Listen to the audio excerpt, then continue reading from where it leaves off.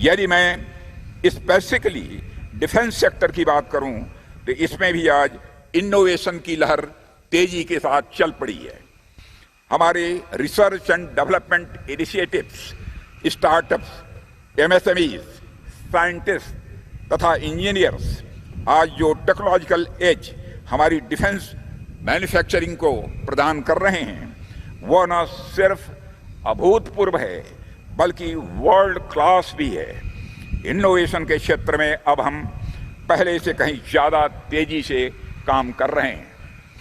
आज भारत में जो एक वाइब्रेंट और थ्राइविंग डिफेंस इंडस्ट्री का इकोसिस्टम बना है उसके पीछे हमारे माननीय प्रधानमंत्री श्री नरेंद्र मोदी जी के नेतृत्व में हमारी सरकार द्वारा एक कंसल्टेड, सस्टेन और well thought out road map भी है। ऐतिहासिक तौर पर डिफेंस इंडस्ट्रियल सेक्टर को भारत में एक नॉन इकोनॉमिक सेक्टर की तरह देखा जाता रहा था। इसे नेशनल इकोनॉमी के कंपोनेंट के रूप में नहीं देखा जाता था बल्कि राष्ट्रीय सुरक्षा के मद्देनजर सिर्फ एक अनएवॉइडेबल नेसेसिटी के तौर पर देखा जाता रहा है। माननीय प्रधानमंत्री जी के नेतृत्व में पिछले 10 वर्षों में हमने इसमें एक पैराडाइम शिफ्ट लाया है। हमारा प्रयास है कि एग्रीकल्चर, इंफ्रास्ट्रक्चर, इंडस्ट्री इत्यादि सेक्टर्स की तरह डिफेंस इंडस्ट्रियल सेक्टर भी एक इकोनॉमिक सेक्टर की तरह देखा जाना चाहिए। यह सेक्टर ओवरऑल इकोनॉमी के साथ फुल्ली इंटीग्रेटेड हो। कुल मिलाकर हमारी मुहिम का एक प्रमुख उद्देश्य डिफेंस इंडस्ट्रियल सेक्टर का इकोनॉमिक मेन स्ट्रीमिंग करना भी है। Today Indian defence industrial sector is a motor powering the growth engine of the Indian economy. चूंकि कुछ ही दिन पहले सरकार ने बजट पेश किया है तो मैं उस पर थोड़ा सा प्रकाश डालना चाहूंगा। पिछले 10 सालों में हमने डिफेंस सेक्टर को देश का टॉप प्रायोरिटी सेक्टर माना है।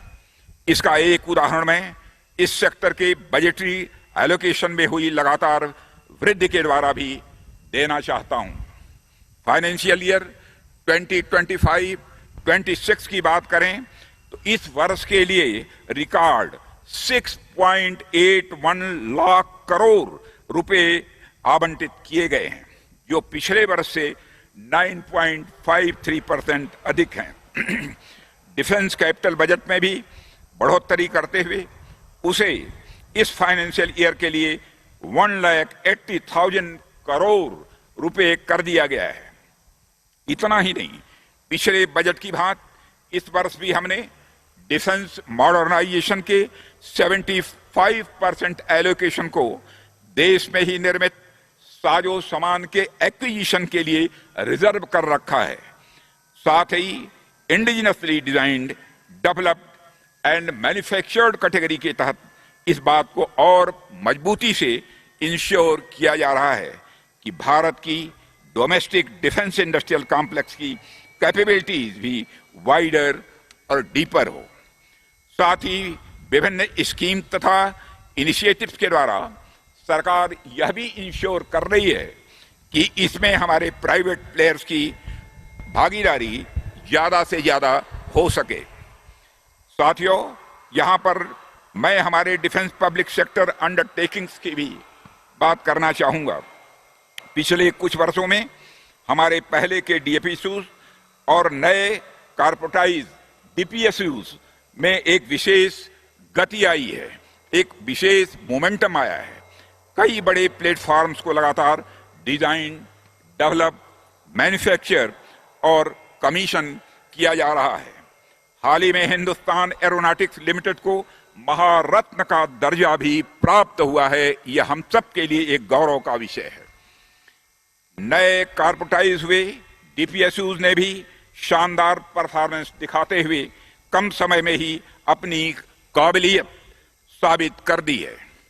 हमारे डिफेंस मैन्युफैक्चरर्स कोलैबोरेटिव अप्रोच के साथ तेजी से काम कर रहे हैं और डिफेंस सेक्टर को मजबूती व प्रदान कर रहे हैं।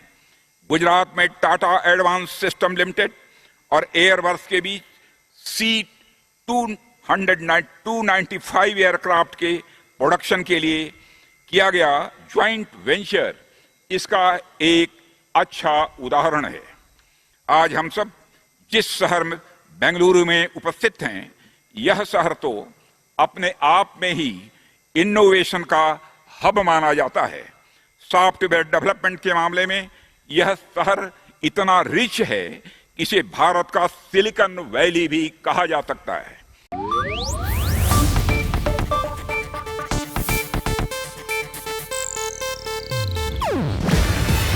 ಇದು ಏಷ್ಯಾನೆಟ್ ನ್ಯೂಸ್ ನೆಟ್ವರ್ಕ್ ಪ್ರಸ್ತುತಿ. ನೀವು ನೋಡ್ತಿದ್ದೀರಾ ಏಷ್ಯಾನೆಟ್ ಸುವರ್ಣ ನ್ಯೂಸ್.